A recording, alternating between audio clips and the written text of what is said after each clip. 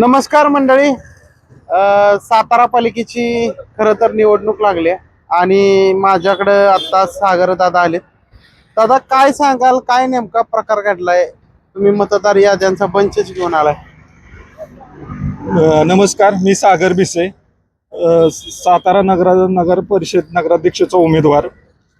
मतदार यादीची आम्ही तपासणी करत असताना याच्यात मोठ्या त्रुटी आढळल्या आहेत. आता यामध्ये तुम्ही बघाल तर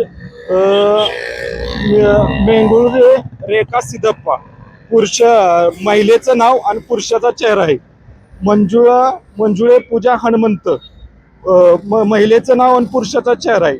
पठाण सद्दाम मुस्तफा ह्याचं पुरुषाचं नाव आणि महिलेचा चेहरा आहे. असे अनेक त्रुटी आढळलेल्या आहेत. त्यामध्ये मोठ्यापणात सावळा गोंधळ झालेला आहे. यामुळे बोगस मतदान होऊ शकतं.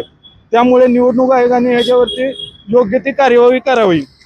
तुम्ही याचबरोबर बघितलं असलं, हे बघा, नागरिक ह्याचं मतदाराचं नाव बी तेच आणि वडिलांचं नाव बी तेच. अशा असंख्य गोष्टी ह्या मतदार यादीमध्ये आहेत. प्रभाग क्रमांक 2 या यादीमध्ये असा प्रभाग 25 आहेत. यामध्ये किती असे असंख्य आढळू शकतात मतदार. मला ह्या एका प्रभागात किती सापडलेत अशी नाव? 100 नावं सापडलेली आहेत.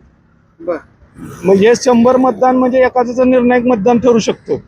बरं, आता मग तुमची मागणी काय राहील? माझी मागणी एवढीच आहे की निवडणूक आयोगाला याच्यावरती एक पर्याय उडून योग्य तो निर्णय घेऊन सगळ्या गोष्टीची छाननी होऊन सगळ्या जनतेला न्याय मिळवून द्यावा.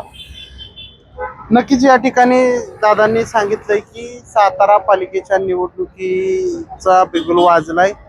प्रचाराच्या तोफा जोरात आहेत. सगळीकडे वातावरण गरम आहे शहरात. मात्र त्यामध्ये आता ही नवीन गोष्ट समोर आली. त्यामध्ये मतदार याद्यांमध्ये घोळ असल्याचं चित्र त्यांनी समोर आणलेलं आहे. आता नेमकं निवडणूक आयोग काय कारवाई करतंय, नेमकं आता काय होणार याकडे सर्वांचं लक्ष लागलंय. महेश पवार, सातारा.